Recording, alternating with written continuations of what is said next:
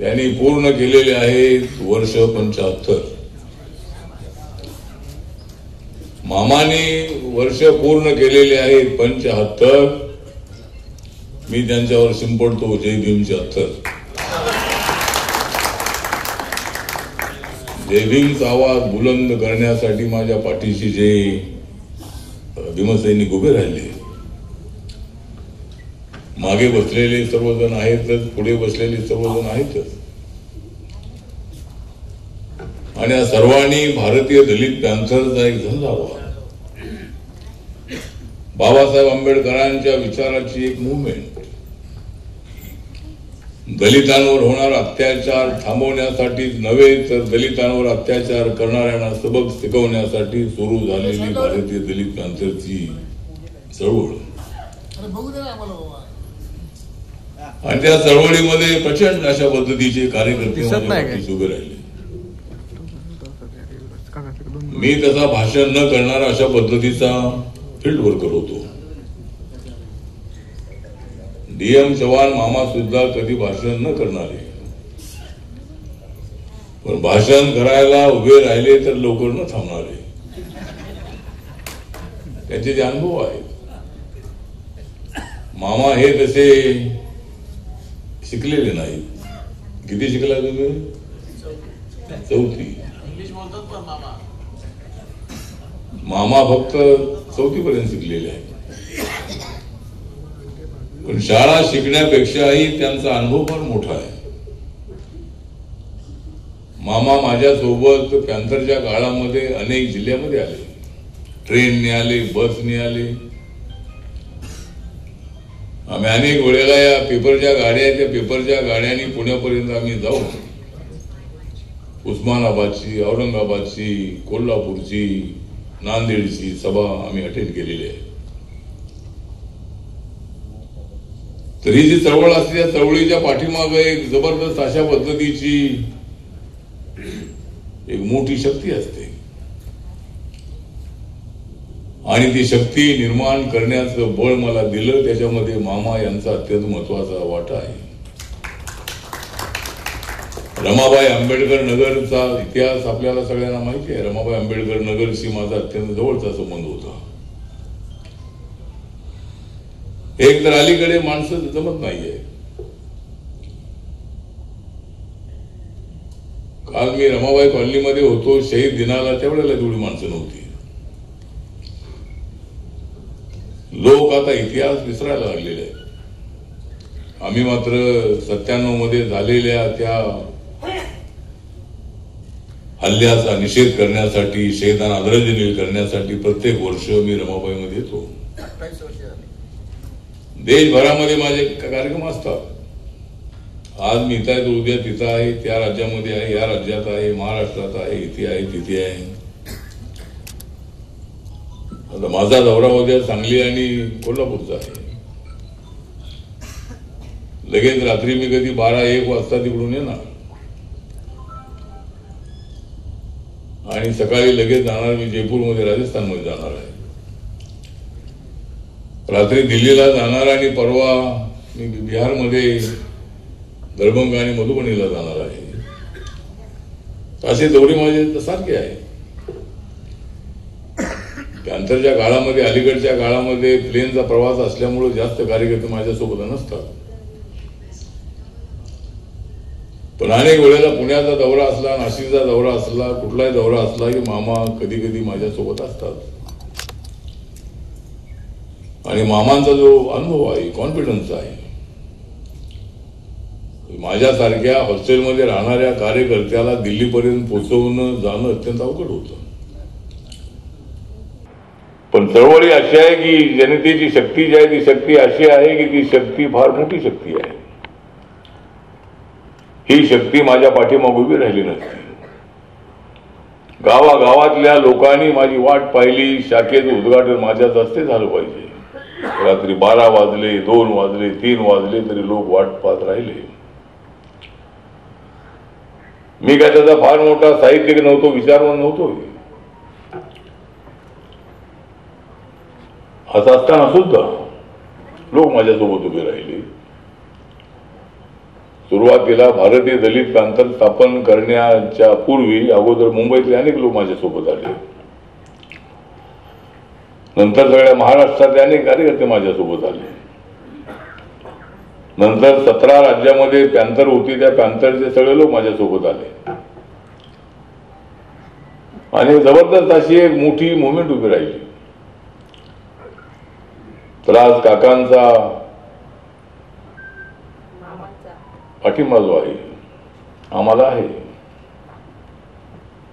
म्हणजे माझ्यासोबत कायमचेच राहणार आहेत मामा आणि काका. कुठे गेले तरी त्यांचा मान राखा.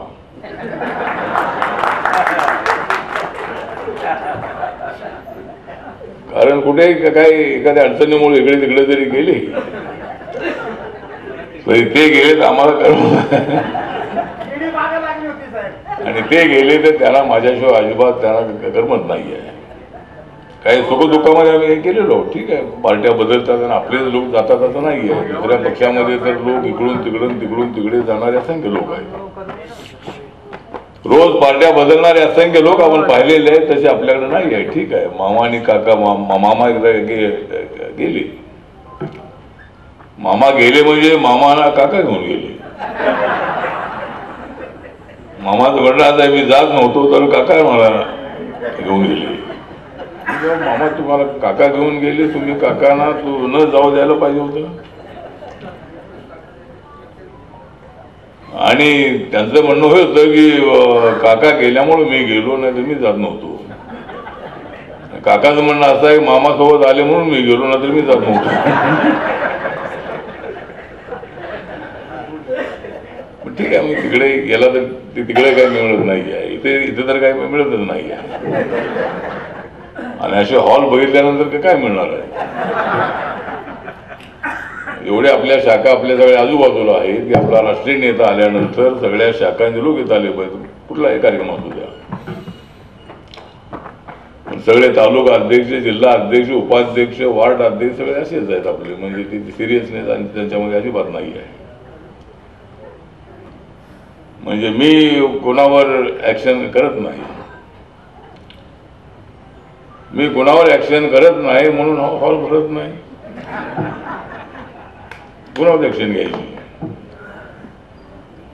अनेक वेळेला सांगितलं की एकदा आपला नेता येणार आहे म्हटलं की तिथं नेता म्हणजे मी येणार असं नाही आहे. मामांचा सत्कार आहे त्याला तर आलंच पाहिजे, आपण मामांसाठी तर आलंच पाहिजे, पण आपला नेता येणार आहे म्हटलं तर आलंच पाहिजे. तर हे अलीकडे चळवळीचं जे स्वरूप आहे ते थोडंसं बदलतंय. कोणाला रागच येत नाही आहे, कुणाला आपल्या पक्षाचं अस्तित्व कसं टिकवायचं हेच कळत नाही. मला हे मिळत नाही, ते मिळत नाही, मिळणार कसं तुम्हाला? अशी परिस्थिती पाहिल्यानंतर मिळणार काय तुम्हाला? नाही मिळणार अजिबात तुम्हाला काय. त्यामुळे ठीक आहे, तर सांगायचं होतं जेवढाच आहे मामाच्या सत्काराच्या निमित्ताने मीच मामांना म्हणालो होतो की चांगला सत्कार आपल्या सगळ्या जिल्हा अध्यक्षांना सांगू, 50-100 लोक बघायचे येतील, पण लोक येत नाही आहे. कोणालाही घेणं देणं पडलेलं नाही मामाच्या सत्काराचं. आणि मामा म्हणत होते की तिकडे घेतला असता तर तिकडे लोक आले असते, तिकडे तर कुठले लोक येणार? शहीद दिवसाला लोक येत नाही, तुमच्या 17 का कोण येणार आहे तिथं? म्हणजे शहीद दिनाच्या दिवशी सुद्धा तेवढ्या खुर्च्या भरल्या नव्हत्या तिथं.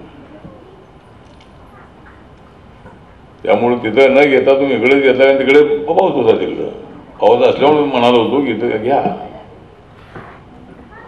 एका तालुक्यामधले सुद्धा लोक आले पाहिजेत, पण लोक आपण आणत नाहीत आणि येते नाहीत लोक. त्यामुळे ठीक आहे, वेळ बरी झालेली आहे आणि मामानं आपणाला मदती करायची आहे. आमच्या कुटुंबियांच्या वतीनं आम्ही 75,000 रुपये दिलेले आहेत. मला पगार 2 लाख रुपये आहे, त्याच्यातले 75,000 रुपये आम्हाला दिलेले आहेत. मी कोणाचे पैसे घेत नाही आहे, मी घेते नाही, मला कोणी देते नाही आहे. रोज एवढ्या लोकांची गर्दी त्या ठिकाणी असते की तेवढे लोक आणले तर इथं हॉल भरेल. 2 दिवस मला भेटणारे लोक इकडे सगळे आणले तर हॉल भरेल, एवढे लोक तिकडे येतात. तर ठीक आहे, तर हॉल भरायचा विषय जाऊ द्या, परंतु तिथं मामांचा सत्कार होतो आहे आणि अजूनही मामा धडधाकट आहे. मामी सुद्धा अत्यंत ॲक्टिव्ह आहे.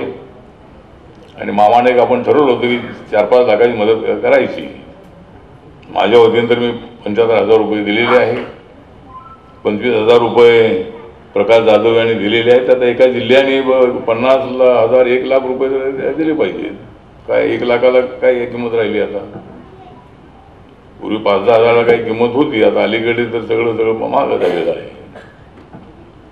त्यामुळं या ज्यांना कोणाला द्यायचं आहे त्या सगळ्यांनी दिली पाहिजे.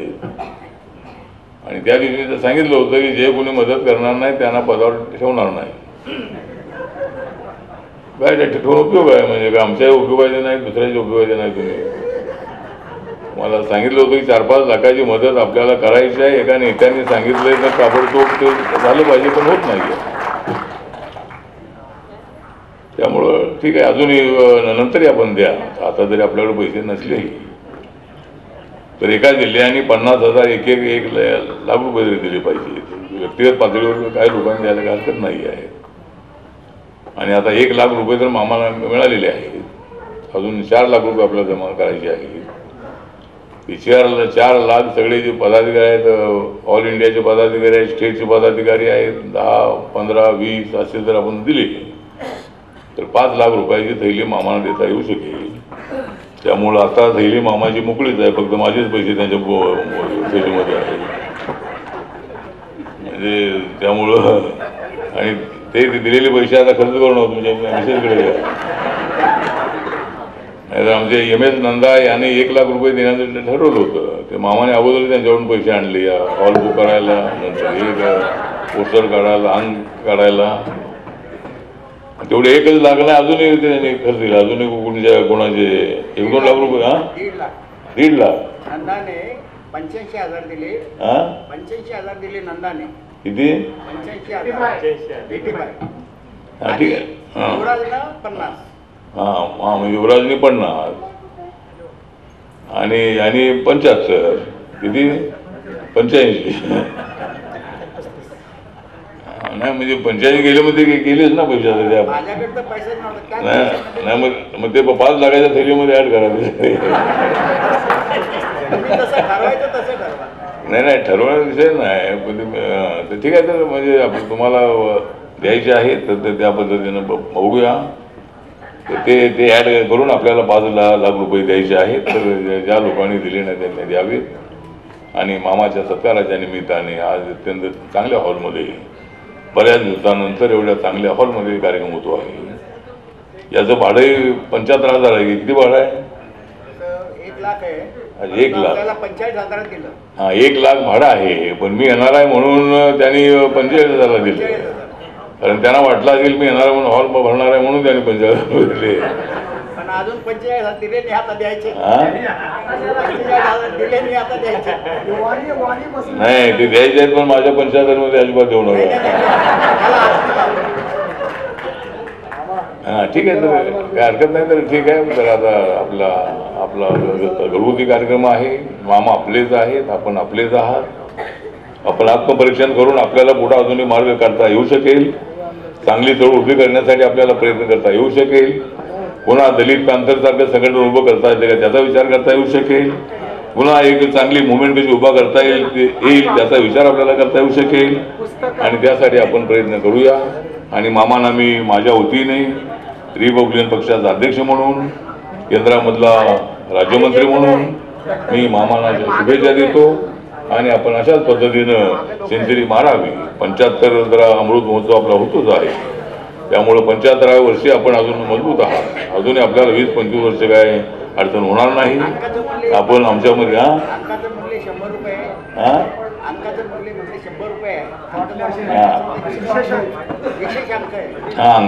अंका विशेष अंग विशेष अंग आहे. अंग अत्यंत चांगला छापलेलं आहे. सूर्योन्मुख म्हणजे पूर्वोन्मुख जो आहे म्हणजे अत्यंत कव्हर पेज अत्यंत चांगला आहे. आणि अशा पद्धतीचा अत्यंत चांगलं नावी ठेवलेलं आहे. मामांचा फोटो अत्यंत एका मोठ्या नेत्यासारखा फोटो इथं आहे. पण अजून मामाला काही मिळत नाही आहे. त्यामुळं फोटो नेत्यासारखा आहे. पण भविष्यामध्ये जरूर आपल्याला काय आम्हाला देता येऊ शकेल. त्यामुळं कॅन्सर DM चव्हाण मामा यांना मी अमृत महोत्सवाच्या निमित्ताने हार्दिक हार्दिक शुभेच्छा देतो आणि माझे 2 शब्द संपवतो. ज्यांनी गुन्हे पुष्पगुच्छ आणलेले असतील त्यांनी मामाला ते द्यावेत आणि त्यांचा सत्कार करावा. जय भीम, जय भारत, जय महाराष्ट्र, नमो बुद्धाय. आपल्याला मदत केली.